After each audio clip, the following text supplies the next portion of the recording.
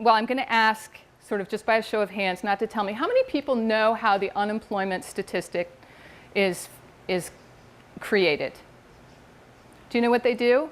I always thought they would take the number of maybe unemployment claims and tally them up, but that's not what they do.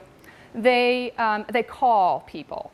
They call the people sitting at desks in the Department of Labor call 60,000 people across the country, and they ask them 3 questions. Were you working?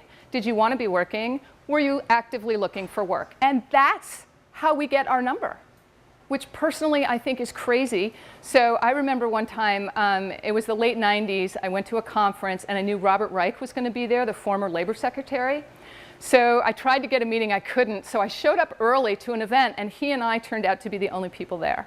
So I had 10 minutes with the former labor secretary and I said, so you got to tell me, like, why can't, with all the technology that we have in the world, why can't we be gathering data from different sources and creating a model around data metrics? Because that's what you can do with technology. And he said, I know, it's never going to change. I said, what do you mean it's never going to change? He said, statisticians like historical data to benchmark against. So they're not going to change, because if you change their model, they don't have any historical data. So he was wrong in a way. I did notice in my research I was doing for this program this week that, that they added 10,000 people to call. So now we have a bigger sampling. So that's how the unemployment number is figured. So the new jobs in December 2014, there were 252,000 new jobs created over and above what existed in November. And the unemployment rate went down 0.2% to 5.6%. So I want to ask you, good news, bad news? Is it good? I mean, 250,000 jobs were created. Well, actually, I remember them. In November, there were articles that came out that said, new jobs report crushes it. You know, new jobs report shows steady growth. New jobs report blows past expectations. That was Fox Business. So the number was 321,000. So that's good, and it exceeded. They were expecting like 260,000, so it blew past it. But you're right. For those of you who said the seasonal workers, 17,000 were accountants and bookkeepers that were hired for end of year, which, by the way, 16,000 were let go in December. I looked that up. So they were hired for a month and then let go. 50,000 in retail, and another 17,000 in transportation and warehousing. So is that number really blowing past expectations? I don't think so.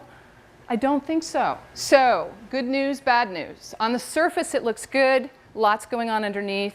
Let's look at the 252,000 jobs. 52,000 in professional and business services. The first time I saw that, I thought, great, white-collar jobs are being created. This is good. Except, if you look at the report, you'll notice that it actually was administrative assistance and waste management services.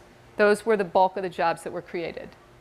48,000 in construction, that's good. It means people are building again, and that was split evenly in residential and commercial. Food services up, because lots of people are going out during the holidays.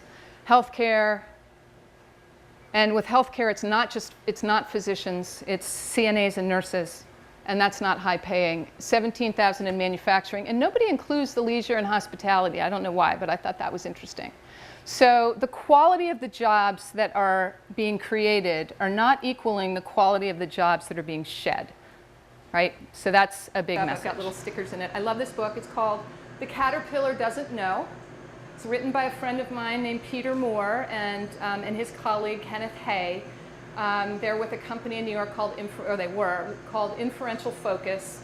It's an older book, but it's a great book. And the premise of the book is that the caterpillar doesn't know when it's going through its metamorphosis that it's going to become a butterfly.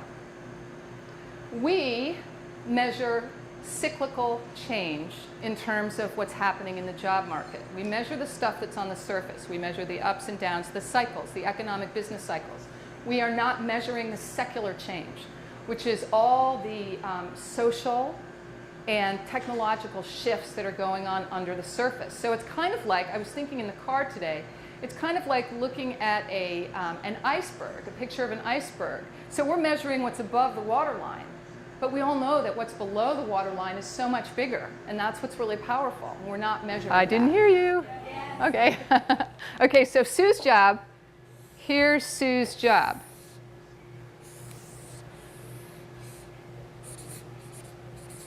What the company's going to do is they're going to take a look at what Sue used to do. So I'm making this up, okay? So this is just a made-up experience. She designed, that says performance. She designed their performance management system. It's a small company, so she designed how employees were going to be evaluated. And then once she designed it, she administered it, in addition to some other HR functions. When they needed somebody to do leadership training and development, she designed it, she trained it, and she also she was also their part-time employee assistance program in the company. So her job unwraps into 5 work assignments or projects, okay? So in the future, if they need somebody to design a performance management system, they will bring in a company to do that for them, like the Hay Consulting Group or someone smaller than that. They might bring Sue back 20 hours a week to do the administration work. If they have a need for a training program, designing or training, they will probably, they could hire a designer, somebody different to train, and then they bring on an EAP, they bring on a PhD psychologist for a morning a week to talk to them. So this job unwraps into 5 projects. So the one thing, so that's what's happening. Jobs are unwrapping into projects. So, and thank you all for coming. I want to thank Braze Island for giving me the opportunity to talk to you about what's happening in today's job market. It's one of my favorite topics. How to help your adult child survive and even